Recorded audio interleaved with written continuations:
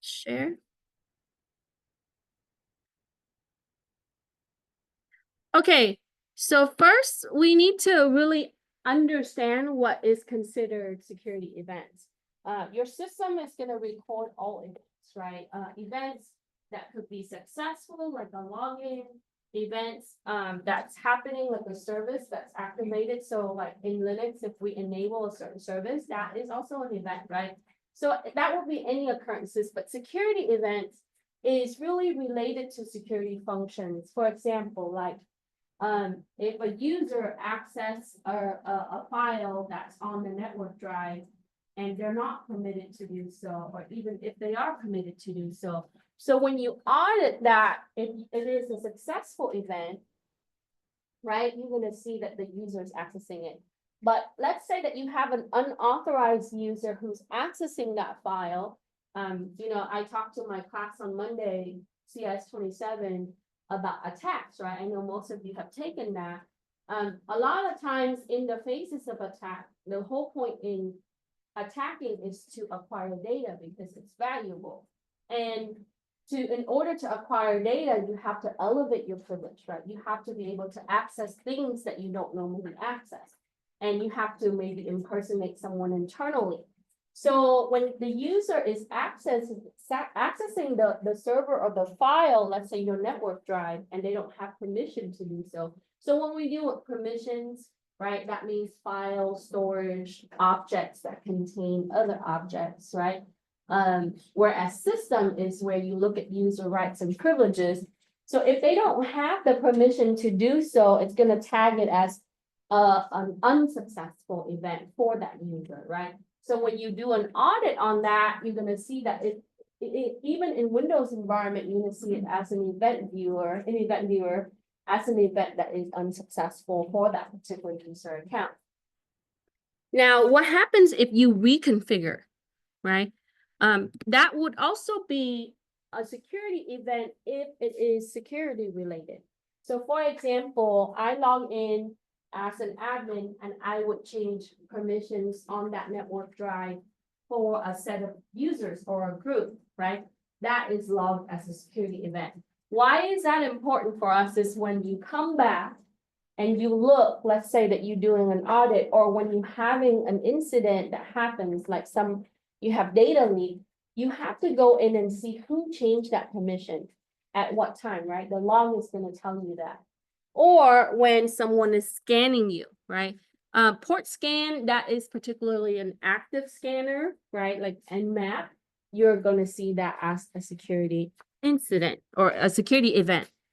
And then under the event, we would see adverse event, right? So adverse event, it would just anything that causes negative impact or negative results in your environment. So malware, server crashing, unauthorized access, fraudulent activity with the user. For example, somebody is exfiltrating data via email, like attaching a file and then sending that out, and that file contains sensitive information. So that will be your adverse event.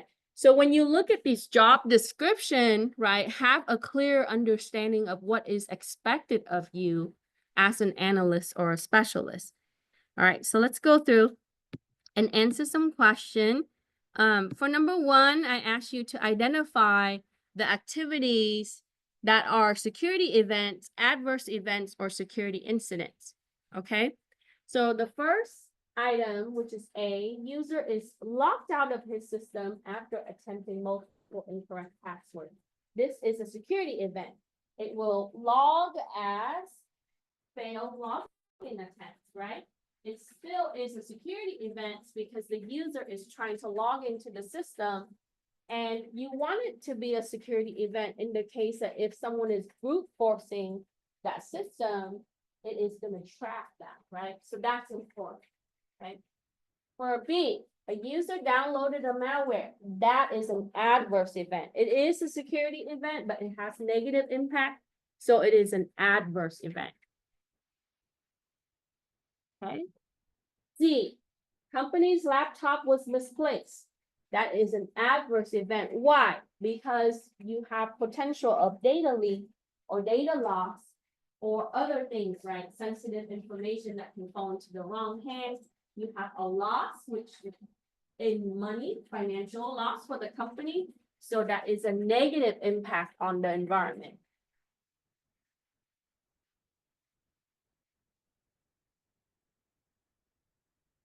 D, a document that contains customer personal identifiable information was accidentally sent to the vendor. This is a security incident, right? So you have a data leak. Now, can it be an adverse event? It is an adverse event if that personal identifiable information is being used for identity theft, right? Or fraudulent theft. So it becomes an adverse. Understand? Any questions? So this becomes an incident, right? So this is an accidental activity, but we still have to report it. An attacker is using network sniffer to detect packets on the wireless network. It is a security event, right? So like anytime that you come across a scanner, even though this is a passive scanner, right? Someone is scanning our network, potentially looking at packets or modifying the packets. They are not authorized to do so, so that means that it is a security event. I know that they are very close and sometimes people kind of mix them up, right? Even I see some job listing and they would describe like the incidents that the specialist or the analyst would be handling and they're mislabeling it. But for this particular certification, you have to make sure that you can distinguish them. You are going to be given scenario like this and you have to know the difference. Any questions?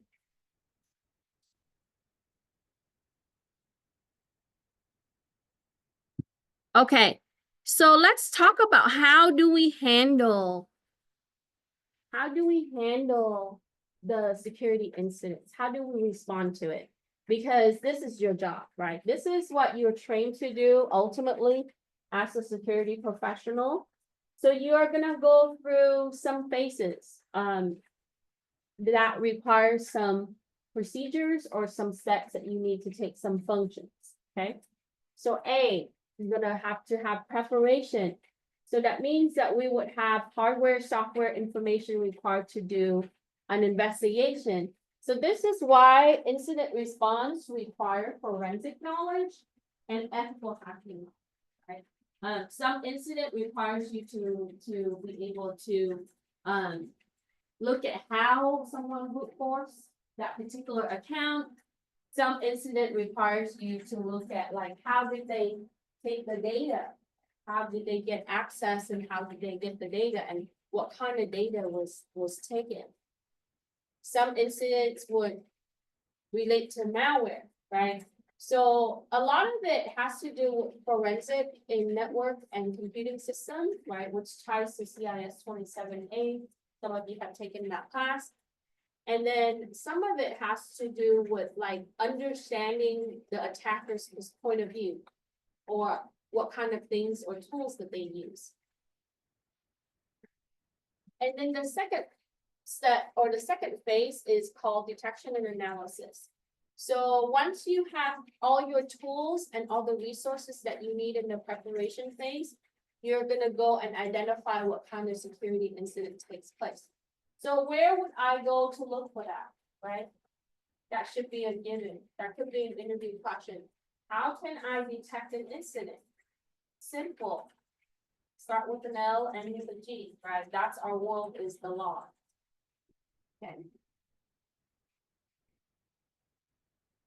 Now, in some cases, you might have human report kind of thing. Like people tell you this is happening, this is what they're seeing, because it could be a human activity, a fraudulent activity that is not computer related, but it still becomes a security incident, right? So you might need to look at like surveillance camera if someone's doing something wrong. you would probably, to get evidence, because ultimately, we want to have a clear picture and the story of what has happened. That's our job, is to really understand what is happening or what was happening and how do we fix it. So after you identify that incident, you are going to either fix it, stop it, right? And then bounce back from it. Sometime all of that. So you are going to do some activities that's going to allow you to understand the incident. So that's really, I think that belongs to be more. And then you're gonna see how that incident can be eradicated. So in the case of malware, right, depending on the type of malware, ransomware, you need to contain it, how, unplug, period, right? And then we need to make sure, first thing first, we don't let it spread. Once we stop it, then what we need to do is find out where it comes from, right? Because if there's a source internally that's spreading that, we need to pinpoint that and stop that. But if it's externally coming in, likely that it's coming in from email or websites or whatever, right? Then we need to make sure that we contain that and prevent it by filtering or block that site. Okay, and then making sure that we have protective measure on email. Like, all the attachment that comes through, right? All the links that comes through, we have to make sure we contact filter. So it really depends on the incident that how it was analyzed. Now, if you have unauthorized access, somebody is accessing files where they shouldn't be, right? How do you contain that? You remove that access, okay? We don't disable that user account. That might be a valid user in your network, right? But based on policy, if they're violating policy, you need to make sure that there's repercussion.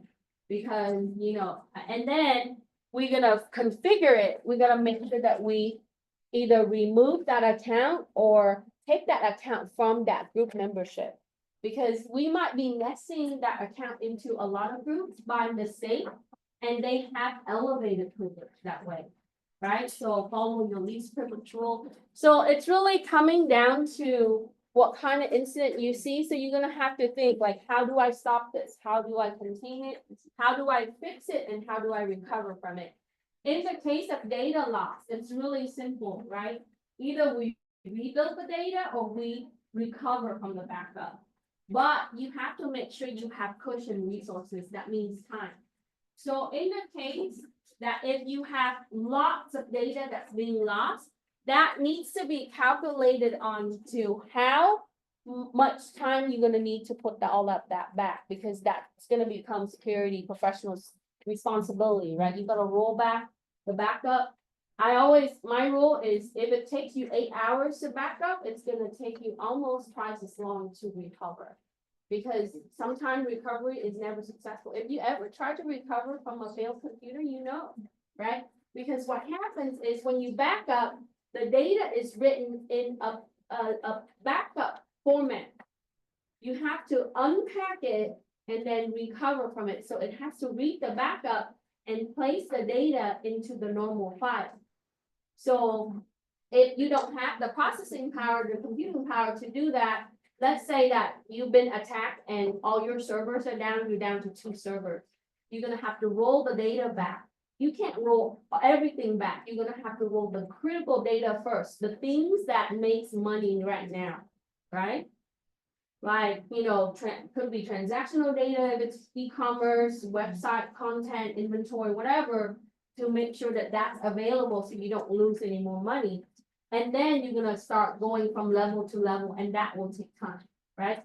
So incident can be a lot of things, right? But after that, what you're gonna do is you're gonna look back and you're gonna say, how did this work, right? Was it effective? What can I learn from this and how can I improve?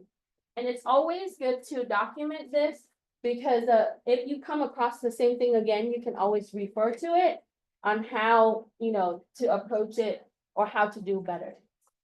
Any question?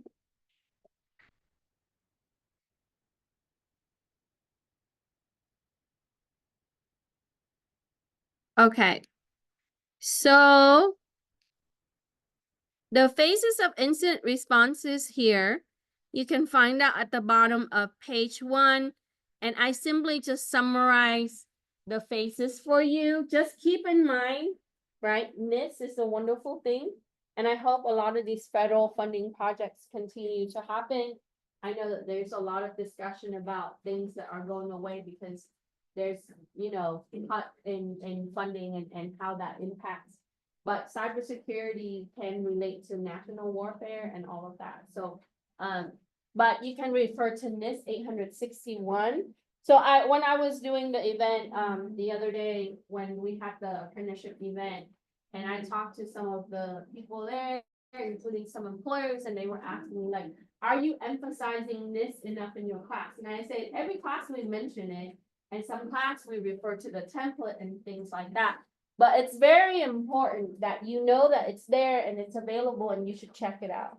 Because when you are hired as a cybersecurity intern, sometimes they ask you to go and use that to be able to support, right? Or put together some kind of plan for their security.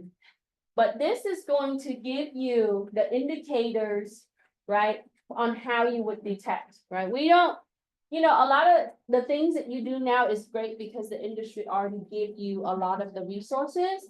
So how do I handle virus, right? How do I handle system crashing? How do I handle certain things? So it already gives you some of the categories of the indicator. What does it look like? And how do I go about handling it? So you can refer to this documentation. And then some of the activities, right? I didn't include this in the questions, but if you look, right, logging policy is there, looking at your baseline, so behavior, and then some of the things like looking at your management for security system. And then it also relate to other things that could be part of your servers, your workstation, your network devices, and so on. Okay. Now, today, when you do your malware lab, you're gonna see that we are gonna read it from a capture. A lot of the things that we can actually go back and see is through the sniffer, right? If you run a sniffer, everything can be seen, like from the type of data, the stuff that's being sent through. This is why, like I always tell people, public wireless network is so dangerous, is because someone can actually see what you're doing, right?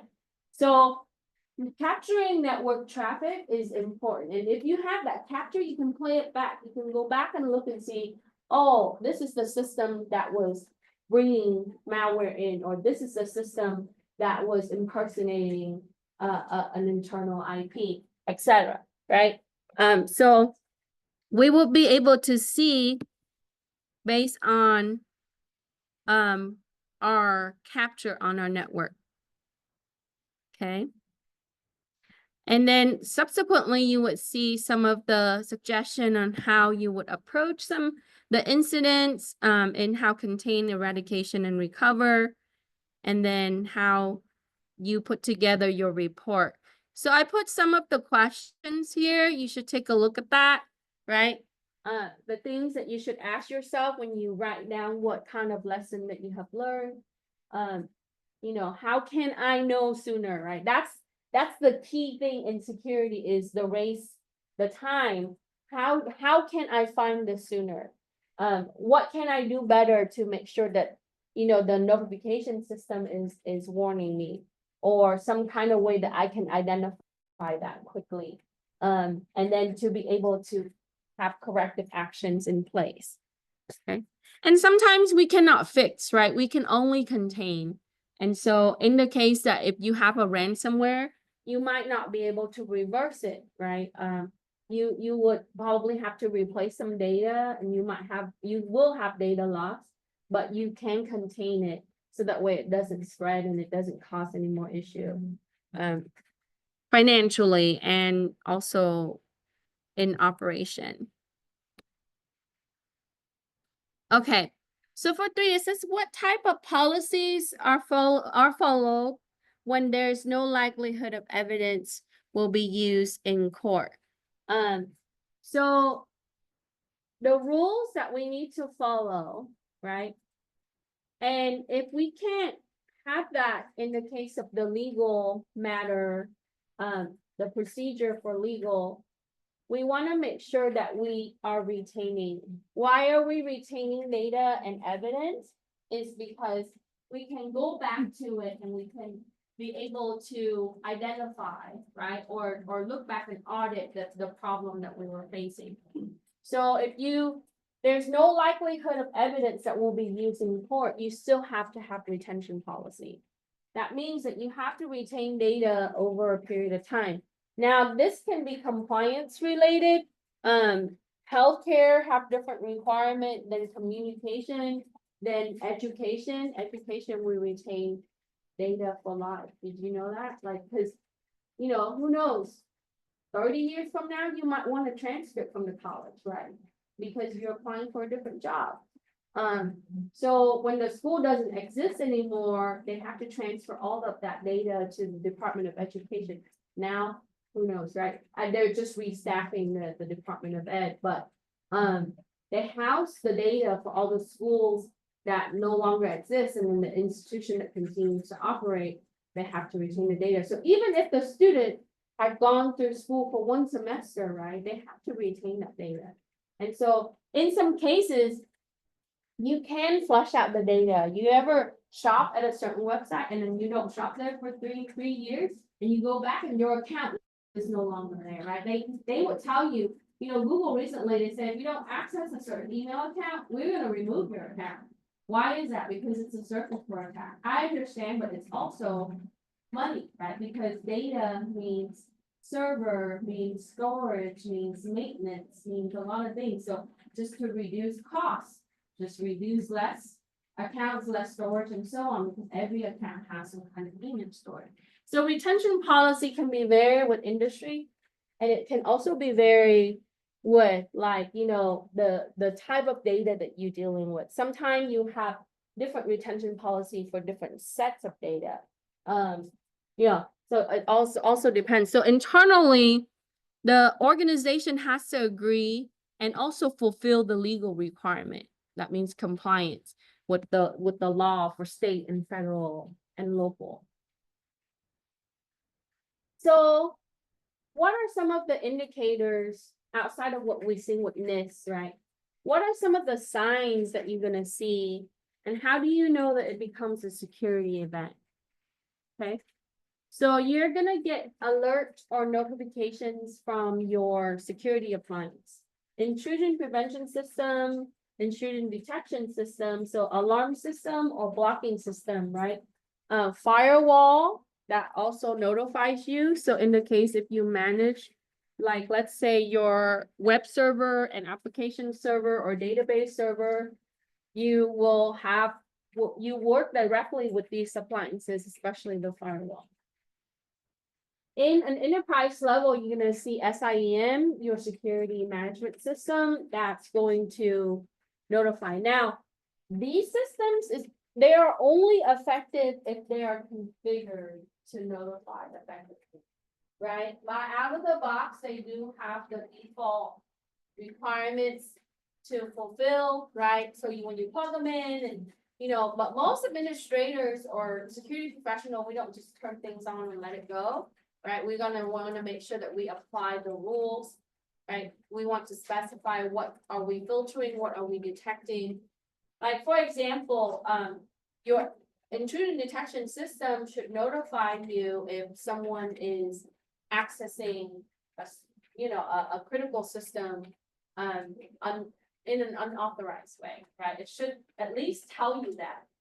Now, an intrusion prevention system, it would notify you, right? But it's also going to block it. So you would want to check the security appliance. Then at the host level, you can use security software. That's really good for antivirus, right? Or even on, like, if you accessing like an unsafe network or an unsafe website, it will also tell you that the browser does that now. You can also use file integrity checker, aka hash identifier, right? It does a hash comparison for the file integrity. And then we can use like third-party monitoring services. That's especially if you are managing cloud system. You will be using the service provider products. And they have their own, right? We talked about like the broker for the security broker, and then also looking at the logs. So there's different level of logs, and I think we covered that in the prior units. And then looking at some information on threat or the threat database. Any question? Okay, so before we head to the next part,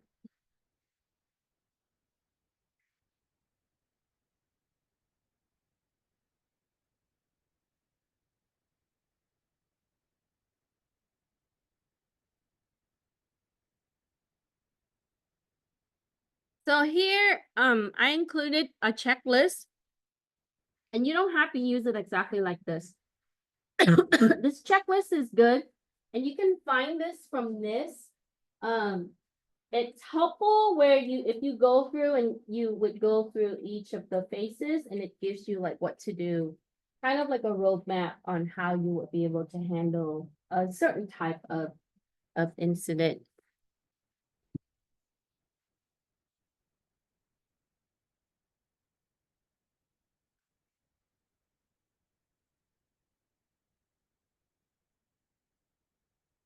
Okay, so earlier we talked about retention policy. Now we're going to talk about logs. Okay. Logs require storage. Logs require maintenance and evaluation or analysis, right? But it's important to have logs in the world of cybersecurity. Logs is going to tell us everything that has happened, that is happening, and it's, and this is a way that we can build some solution for future prevention. So what should be included in the rules for logging?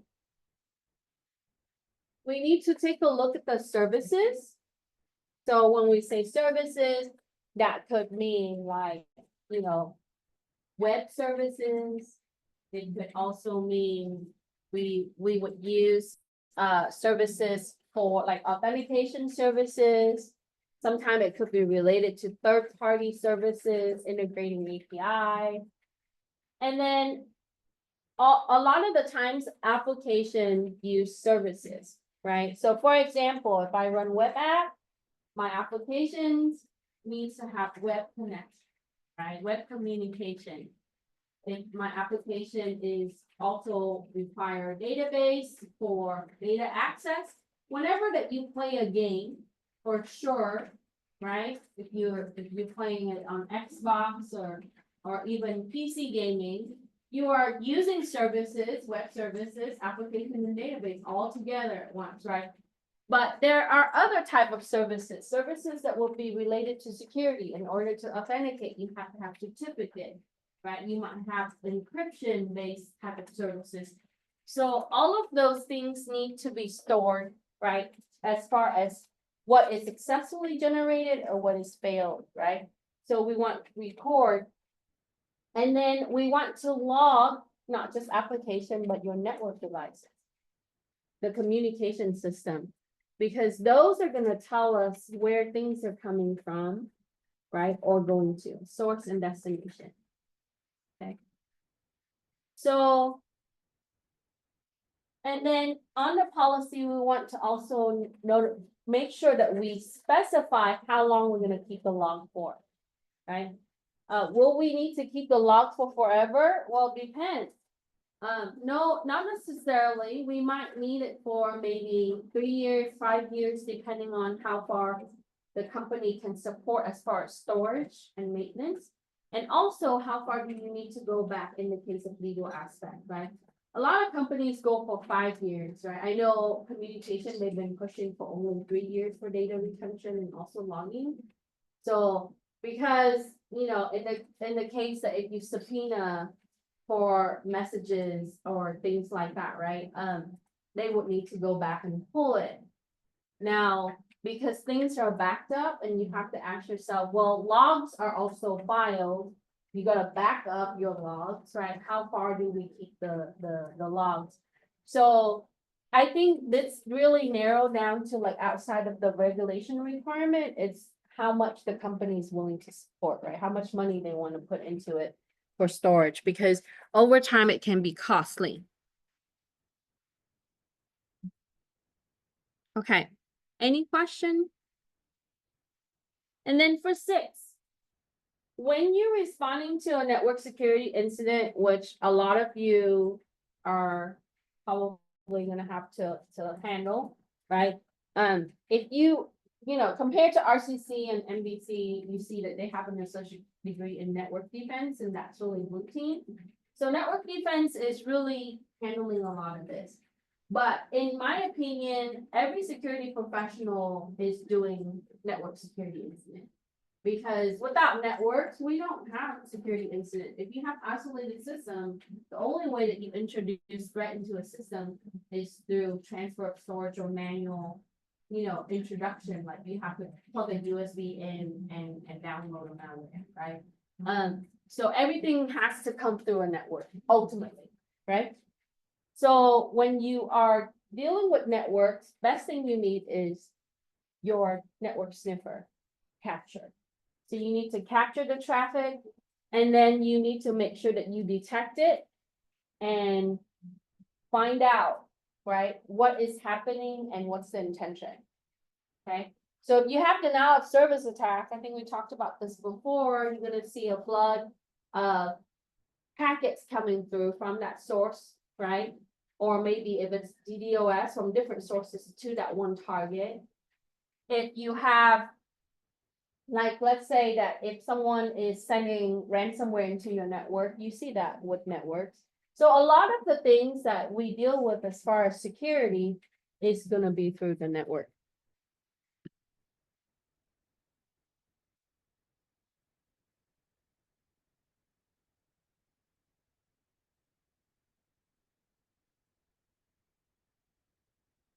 Okay.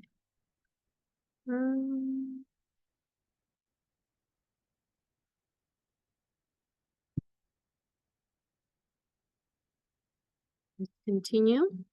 I'm gonna move this down a little bit so we can see it on the next page. Okay, let's talk about 7. So earlier we saw in that section, it tells you what kind of things you should include in your report, your document of the lesson learned. So first thing that you should indicate is the type of incident. The timestamp, right?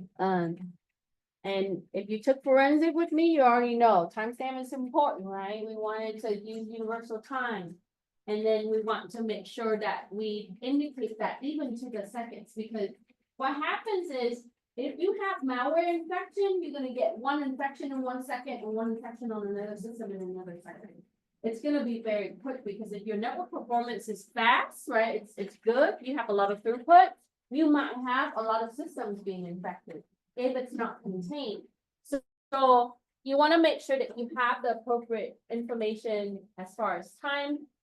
And then you want to have the response level of the team. What did you do to respond to it? Right? Unplug the cable, disconnect, right? Turn off the system. We don't want to turn off the system after we unplug, and you took forensic and you know why, because malware lives on RAM and RAM is volatile. So when you turn things off, what happens?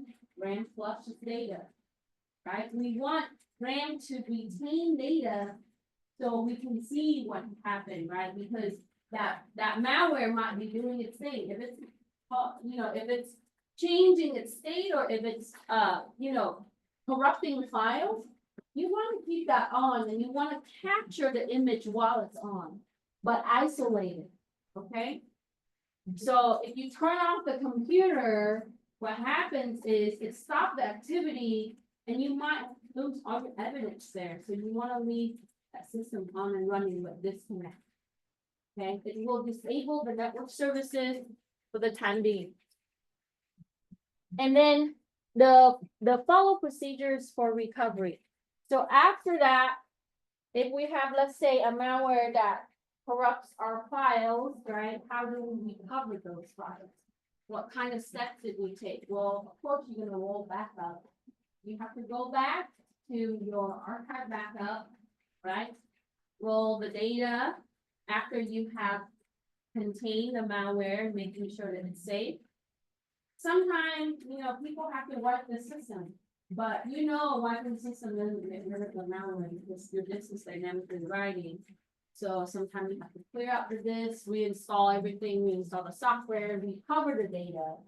And then in the case of ransomware, it encrypts everything, and if you don't pay for the ransom, guess what happens? You will replace the drive, right? And when you replace the drive, you install the operating system, you install the application, and you put the data back. So that process takes a long time. And then you would assess the communication for the incident response team, and I think there's a section that talks about what kind of team of people that should be. So, how good is the response? What kind of communication did you channel did you use? A lot of times company would provide like smartphones, so that way, you can be contacted at any time, especially when you're dealing with cybersecurity, and then via email, chat messages, and so on, right?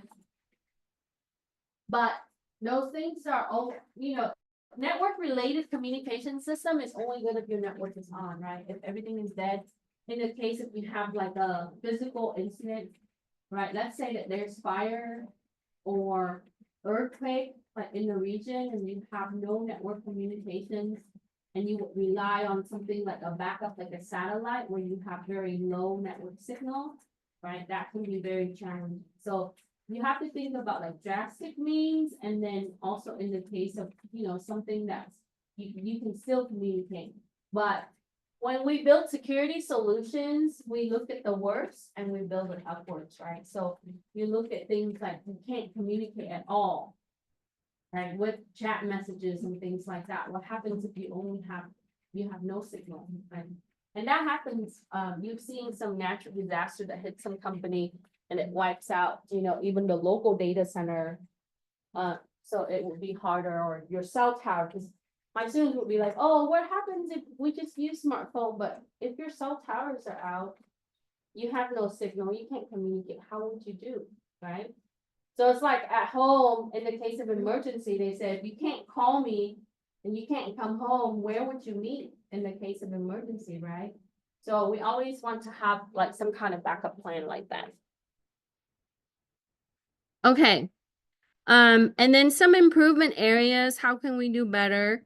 Indicators and future detection. I recommend that this is an ongoing process, because you might have some indicator information, but the industry, right?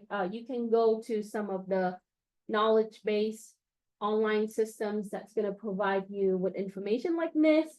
And there are other sources, so you can look at some indicators. How can I detect ransomware? How can I detect a fraudulent activity that's committed from an internal threat, right?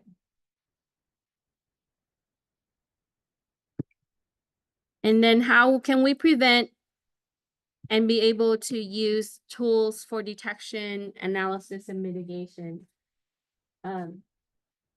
This is always an evolving thing, right? Your tools are always going to change. Threats are always changing. So this is why the industry always need people with skills, right, to be able to keep up with it. Question 8. How long should the organization retain evidence of the security incident? When should it be discarded, right? It is retained for legal purposes, litigation, especially in enterprises and corporate, okay? Sometime 10+ years. Attorneys should be consulted before evidence is discarded. So in the case that, let's say, if you were included in the, like an incident that was related to some kind of fraudulent activity, right? Yeah, the lawyer's gonna tell you when you can discard that. So all the digital data and paperwork. So I used to work for an organization that was investigated by the FBI, right? So one day I came into work, I sat down at my computer, and an agent came and said, you know, everything that you do on this computer will be recorded.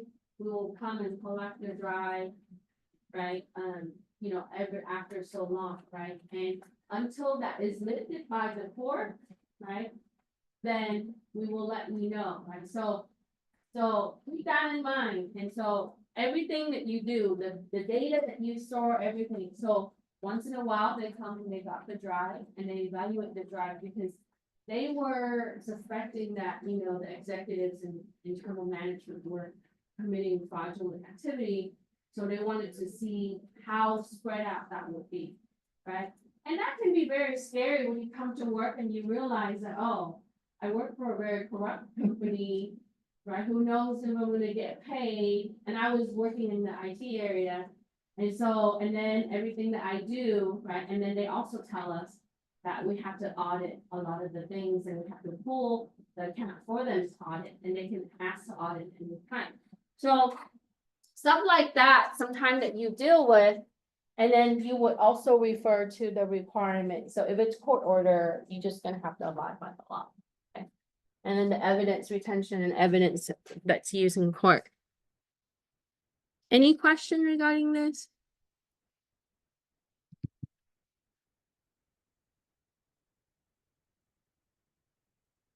Let me get through this. Okay, let's talk about 9.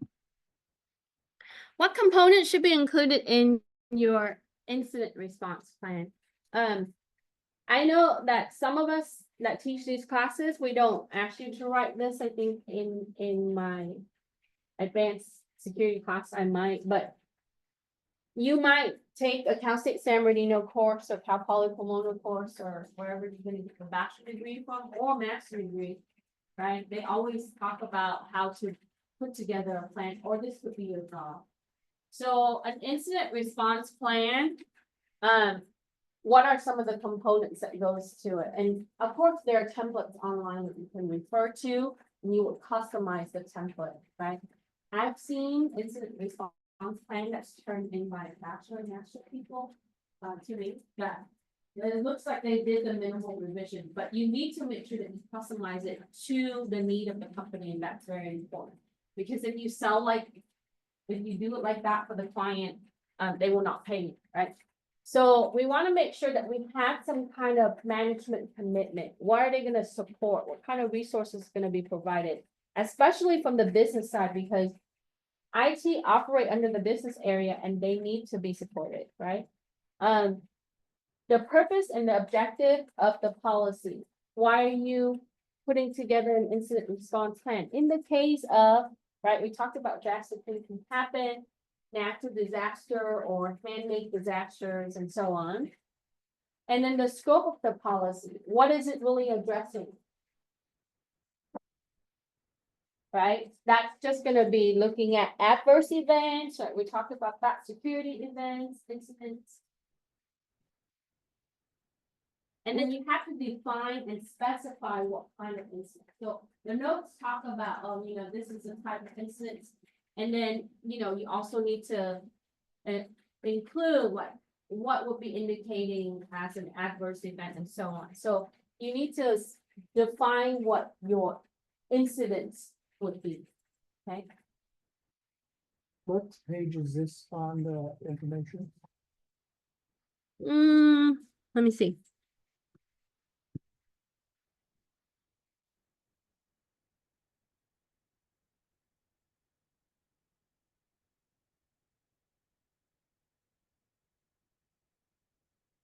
Scope of impact.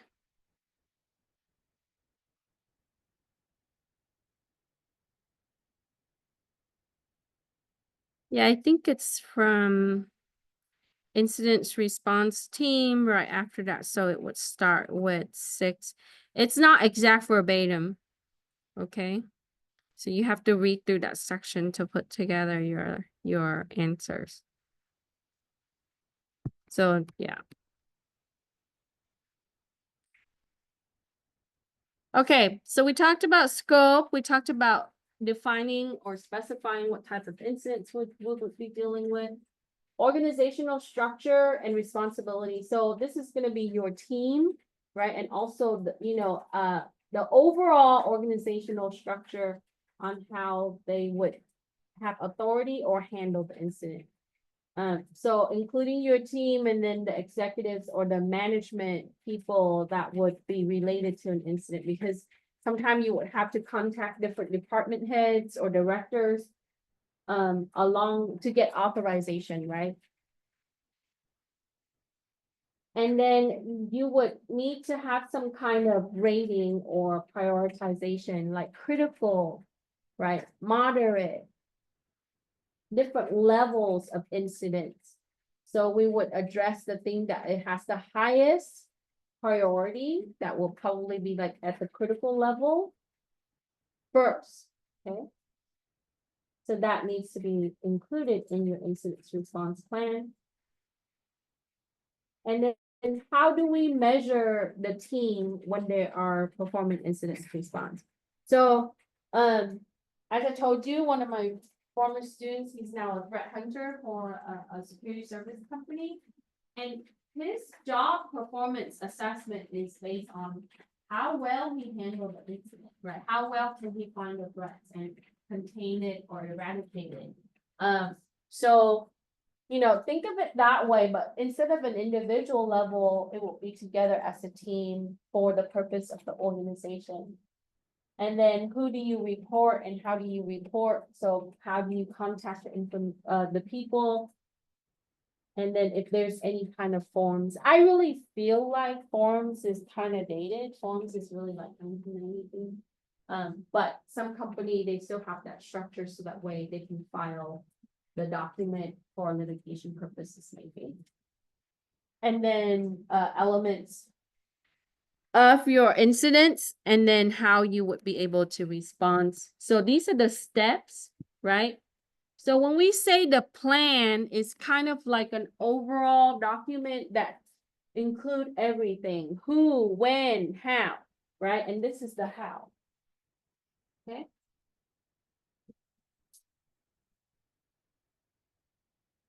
Any question? Okay. So you will probably hear the playbook term quite a bit in security, kind of like sport. You're gonna have playbooks, procedures or steps that works, right? We want to put that in our playbook. And so it actually, why are playbooks useful in security incidents? So you need to keep note of this, right? So basically, it's a file that contains all the things that you have done to contain, eradicate, right, recover from an incident. And we can always refer to it in the case that we have similar incidents or the same incidents. And then we can use it to improve, right, to be effective and efficient. So someday you're gonna be at the director position, right, down the line, of course, because you don't just want to be a candidate, if that's what you want to do, that's fine, right? You want to be the CSO or the CISO down the line. And you would manage the team that handles the incident, right? And you want to be able to evaluate how effective they are. How long did it take people to be able to contain something? And even with AI, we see that now a lot of the attacks is being generated by AI, but at the same time, we use AI for security analysis. So we wanted to see how is it effective as far as financial or the cost, and also the human resource, the time, the effort that you put in. And then in the notes, it talks about the team. I think it goes into the next page. So let me move 10 down, as some of us are still recording.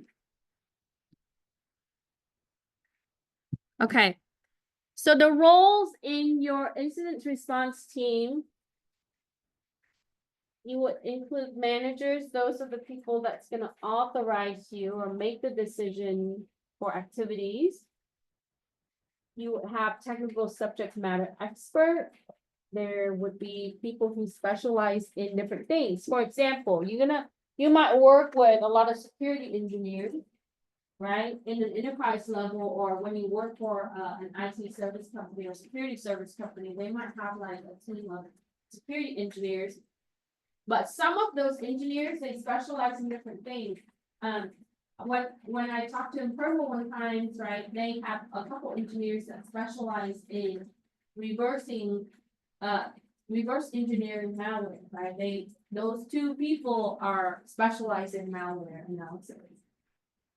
And then some engineers are specializing in maybe network technologies and communications, so they look at network design and how can that be maintained and operated in a secure way.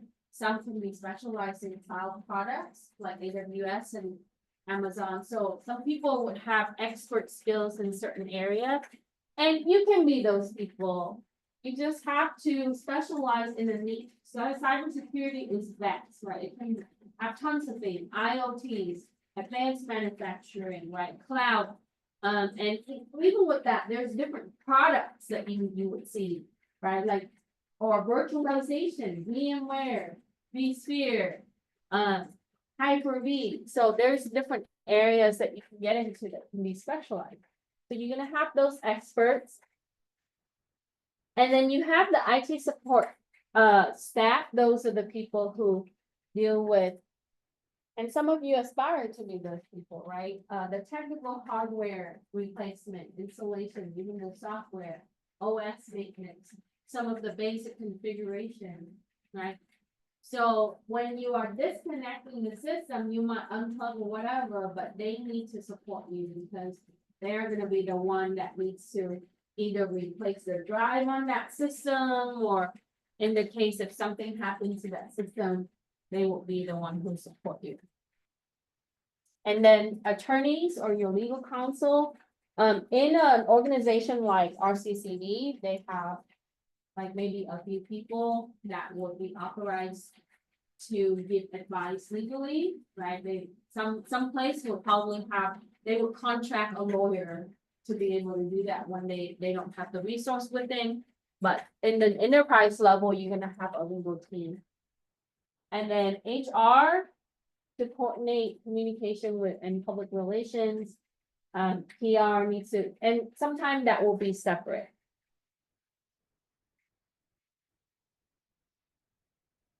And then you would have leaders who are going to direct the team and then be able to communicate with different department management level. Usually it's, IT manager, sometimes IT directors. That can also be dedicated to other people outside of the IT director or manager position as well. But you often see that will be the technical directors.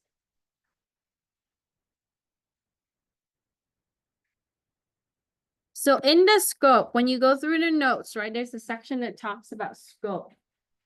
Okay, so what does scope really mean? What should be included in your scope?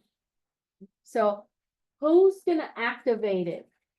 So you can't, okay, so if an incident happens, right, somebody has to activate the team to say, okay, now we're gonna handle the incident, right? And sometimes you might not need to activate the team, so somebody's gonna be authorizing to do that, right? Whether it's the CISO or security director or whatever, right? So someone's gonna be responsible for that. Usually you don't depend on one person, so if I put together a plan, it's usually multiple people, because if that person is out of commission, right, you're just waiting.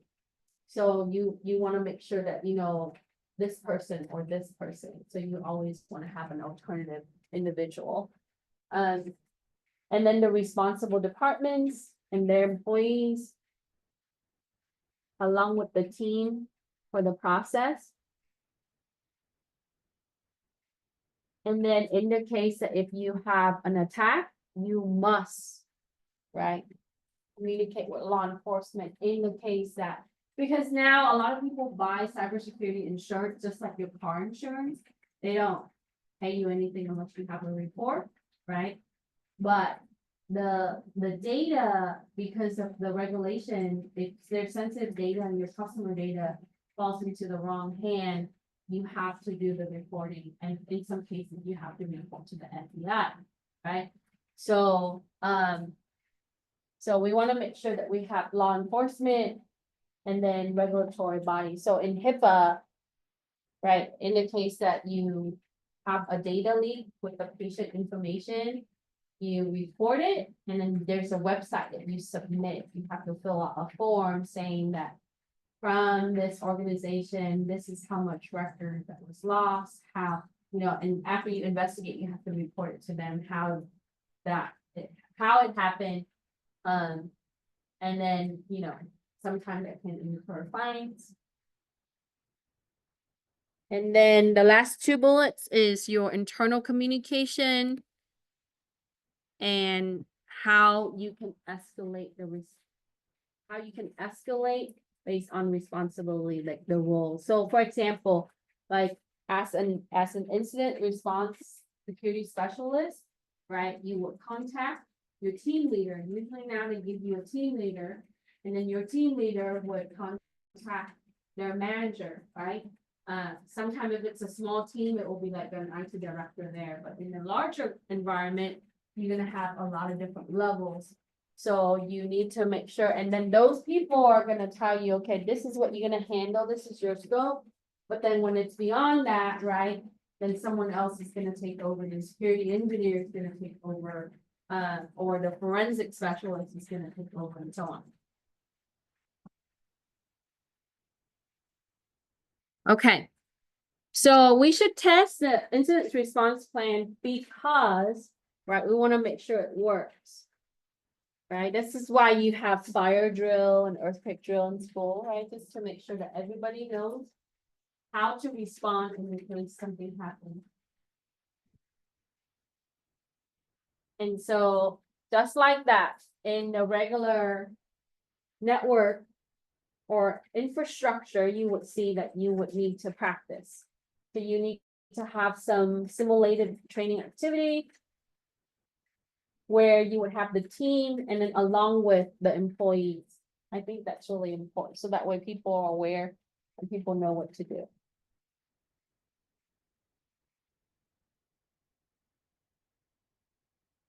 Any question?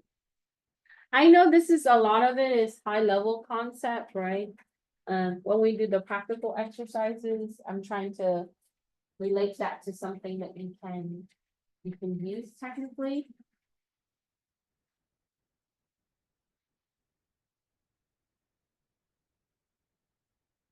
So when you get an interview questions, like they would ask you, do you know of an incident response plan, right? What does this consist of, or can you tell me a little bit about how you would create an incident response plan? If they hire you as an apprentice or something in that area, or how do you handle an incident? This is the unit to go to, right? You need to look at, you can say, oh, you know, I would start looking at logs and see to really identify that as an incident, what kind of incident it is, and to be able to eradicate it, contain all of that, and do the reporting. So.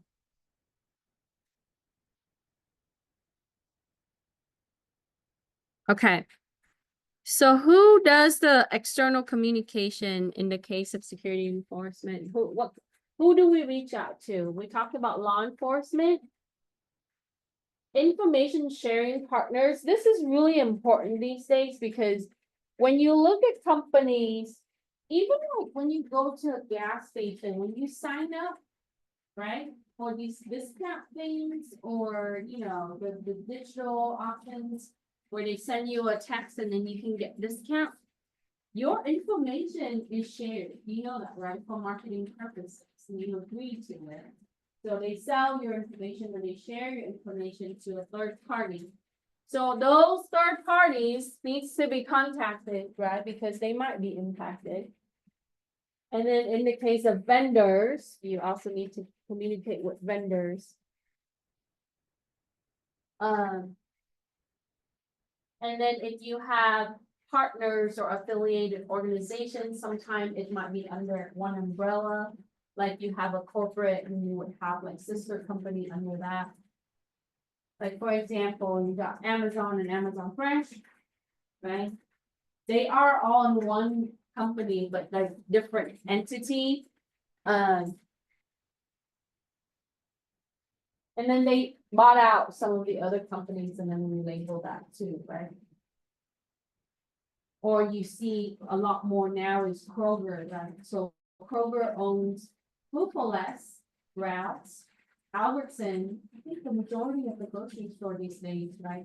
Didn't they buy out Bonds? Bonds doesn't, but anyway, right? So in that case, when you have an enterprise level like that, with, you know, you got the equivalent level across different store names, store brands like that. Of course, they're gonna be impacted also because of reputation too, right? It's still a parent company like Kroger, but it's still like related to the others because it could be employees, and then customer purposes.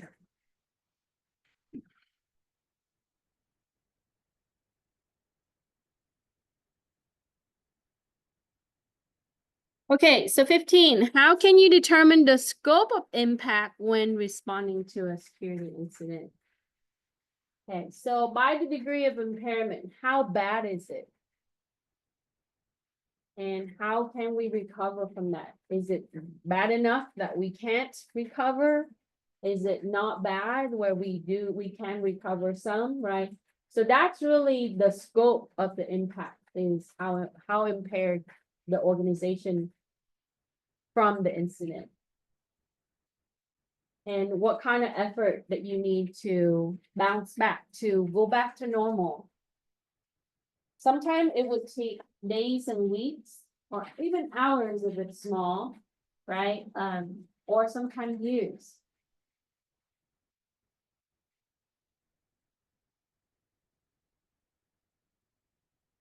The T-Mobile leak, right? They have a lawsuit now. There's a class action lawsuit.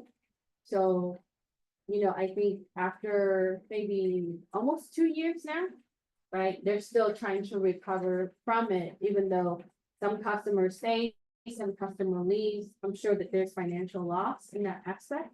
And then they also have financial loss because of the lawsuit, right? So in the bigger picture, you see a lot of this comes down to the dollar, right? Cybersecurity is about protecting the business and business security. So. Okay, and for 16, what is the determinant of the functional impact in responding to a security incident? So what do you refer to for responding to an incident? So the level of your data, so data classification, I forgot to mention this earlier, but that's included in the notes, is critical, right? If you have highly sensitive data or confidential data or, you know, high clearance level data that's being jeopardized, that's going to be a higher impact, right? And then your system and processes that are affected by the incidents, how critical are those systems? If you're looking at your backbone systems, those are like your internal servers that store the important things in your operations, right? Then that's going to be highly impacted, okay? Now, if you have like a laptop, right, that was jeopardized, well, you know, that's an incident, but it's not scaling to the critical level. If it's an executive laptop, that contains a lot of sensitive design or something like that, yeah, it would also elevate. So it really depends. It doesn't have to be a server. It doesn't have to be, you know, it doesn't have to be a large group of systems or people or users, right? So you have to look at the data and the systems. And then we have to look at whether there's disruption. Okay. So if you have disruption in services, then that is a high level impact, because when you have disruption to the user that needs it, then we lose money and also we lose customer.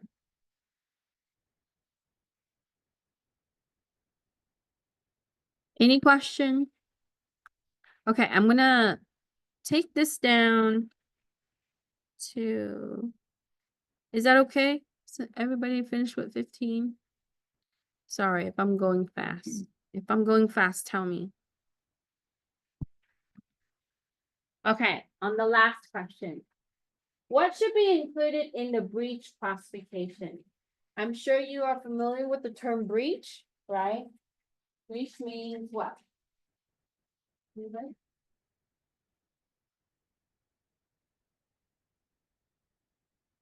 It's been intruded, right? You have intrusion. Okay, you have breach of data means there's data exfiltration, right? So what should be included in the breach classification? So we need to include the classes of data that was breached and how it impacted the operation. We just talk about impact, right? It's highly impacted if these and these and these are critical systems. So if you have the breakdown in the data classes, so let's say that you have confidential, private, and public data. Those are your three classes, right? Your private data, which is the mid-level, was breached. You have to associate the data that in that class with the type of system, right? Because we want to map it to the system. And how the data was breached is through those systems, right? That is connected on the network. So it's important that we think about that.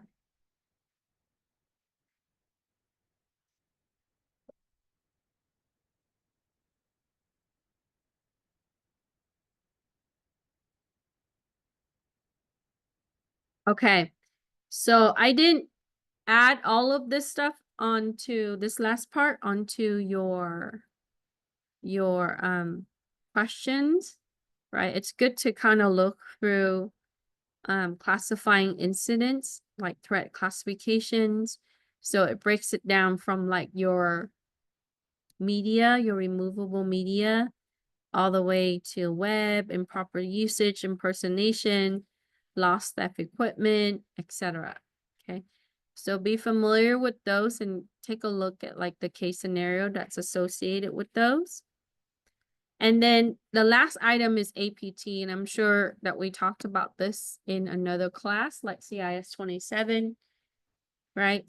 These are groups that could be sponsored, right? Or they operate in an organized crime way. However, they have specific objectives. So when you're looking at like enterprise wide, right, or even on like national security type, you often see this area, right? APT, how they can attack or operate to, or even on like some of the phishing scam, you see that like some phishing scam or some malware campaign that is released by some APT. So, and it's targeting certain group or individuals, right? Okay, and then the last part we talked about the scope of impact is down here. Okay.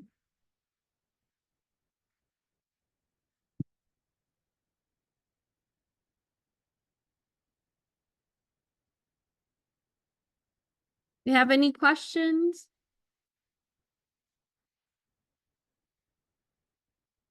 Okay.